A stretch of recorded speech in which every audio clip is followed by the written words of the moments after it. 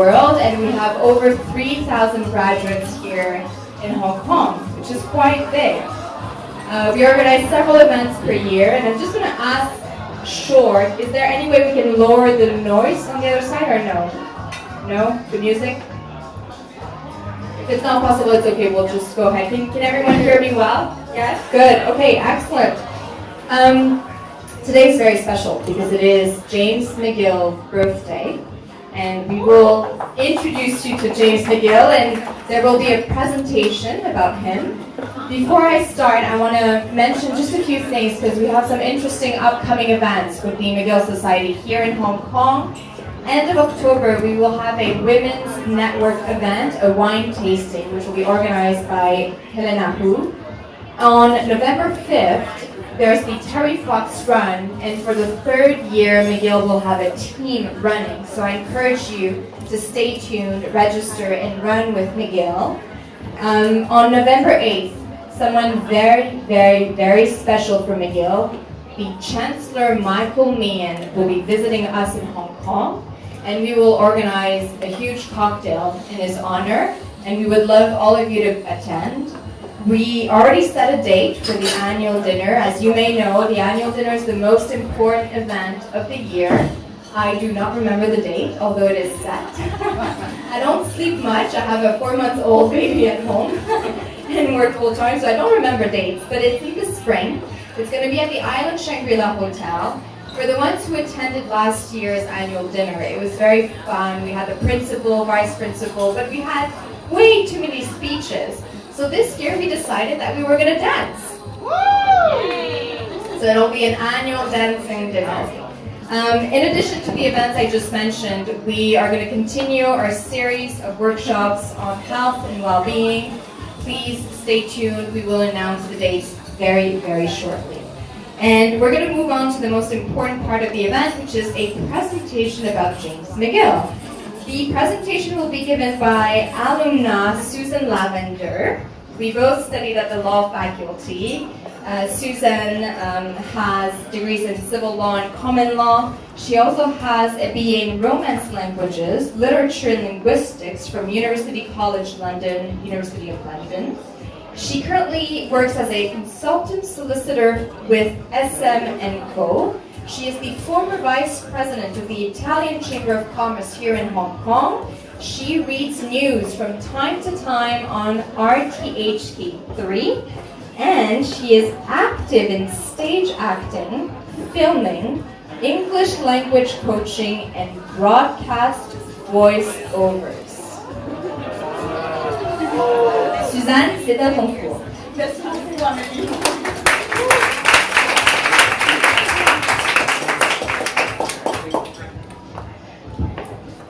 So I'm going to give you a little introduction about James McGill, which was very well written by our great Alvin Chung.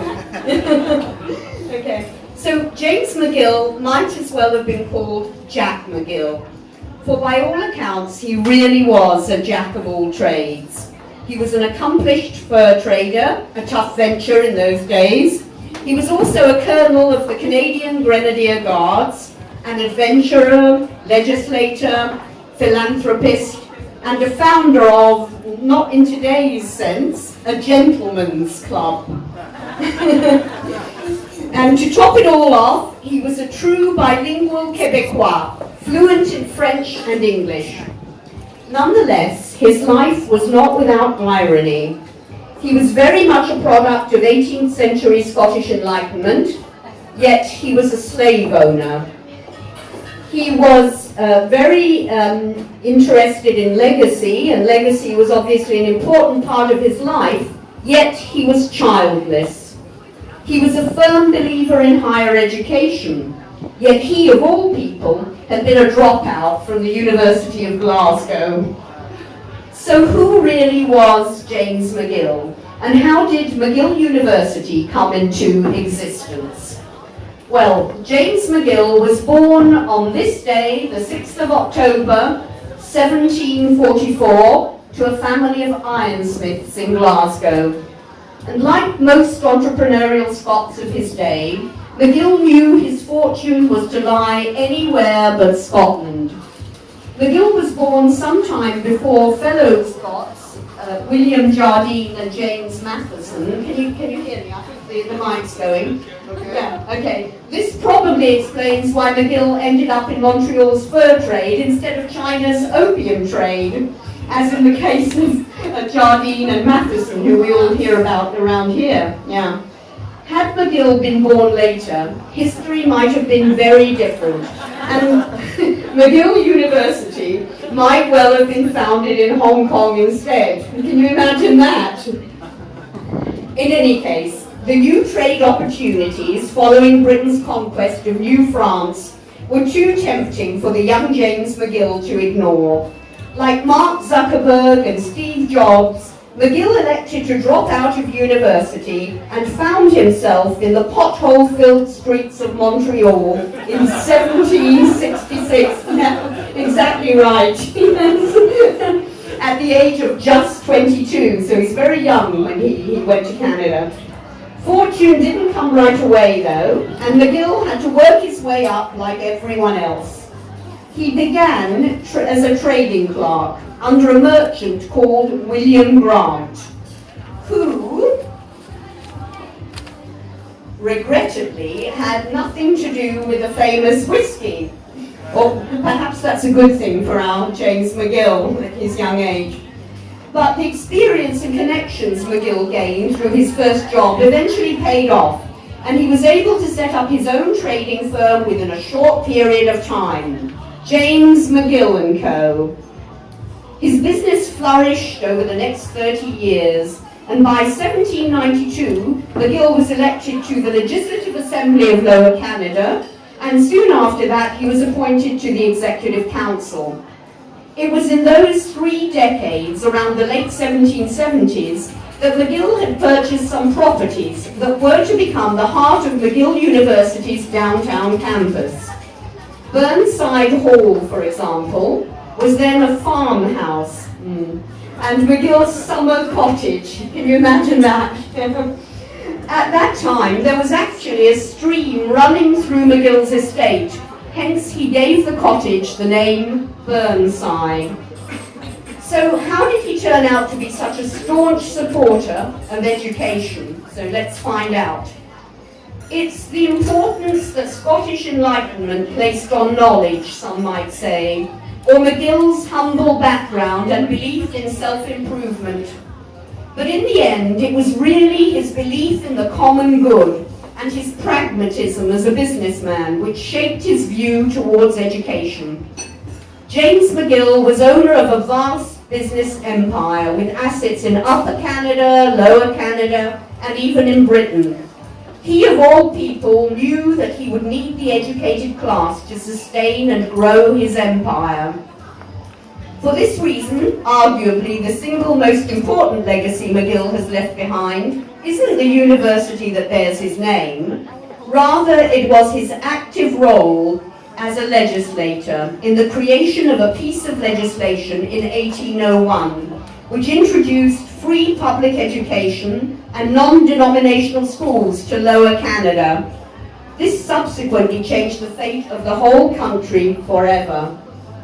Under this legislation, the Royal Institution for the Advancement of Learning was established by the Government of Lower Canada to create 84 district grammar schools in a way similar to how the Tung Hua Group in Hong Kong has created schools. But sadly, McGill wasn't destined to see the fruits of his vision.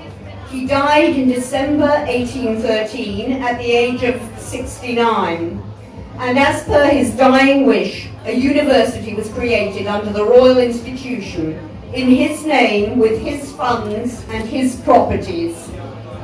To this day, the Royal Institution still represents McGill University's corporate identity, and it is also the holding entity that represents the Old Macdonald College, the Royal Victoria College, and the Montreal Neurological Institute. But our story doesn't end there, for more drama was still to come. James and his wife, Charlotte Trottier de Rivière, had produced no children, but James did have 2 stepsons from Charlotte's previous marriage. And according to the terms of McGill's bequest, the university had to be established within 10 years of his death, or otherwise the bequest would revert to the Derivière family, or more specifically, to James's stepsons. Although James did leave the Derivière an abundant sum to ensure their comfortable life, his stepsons were determined that McGill University would never see the light of day. So while James's friends worked feverishly to see that the university was set up before the time limit, the stepsons refused to cooperate every step of the way. Finally, in 1820, when the university was in a position to call upon the Derivière to surrender the estate, they refused. So in typical North American fashion, the university sued the Derivière with 2 suits. One to obtain possession of Burnside, and the other to receive the endowment. The Derivière lost both suits, but they went on to appeal to the Privy Council in England. The court battle dragged on until 1835, when the Privy Council finally ruled in favour of McGill University. Good guys always win. So the verdict not only allowed McGill University to grow the way it was destined to, it also gave the university its full self-determination to establish other colleges, including the McGill University College of British Columbia, which has now become the University of British Columbia. And we have a UBC graduate here tonight, Rena. And the Victoria College of British Columbia, which is now the University of Victoria. So what have we learned from this little story? Well, first of all, greatness doesn't come without vision, hard work, and a sense of adventure. Secondly, surround yourselves with good friends who believe in your vision and are willing to help you materialize that vision, no matter what the circumstances are. And thirdly, and this is most important, get good lawyers always, as McGill did. And don't mess with McGill, or you will lose. Because of James, we are all linked. So now let's raise a toast to James McGill. And let's raise a toast to McGill champion here in Hong Kong, Alvin Chong. It is Alvin Chong's birthday! It is his birthday today, and we have a cake for you, Alvin. Happy birthday. Alvin was the one who wrote the account on James McGill, so he is by far the coolest McGillian in Hong Kong. So if we can say happy birthday. Happy birthday to you. Happy birthday to you.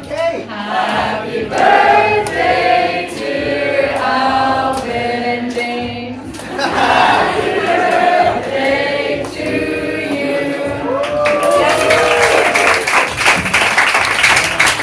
have to come and blow the candles.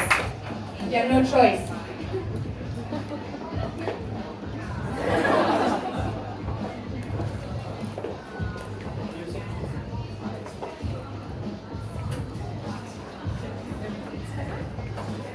So, on behalf of James, thank you very much. Thank you.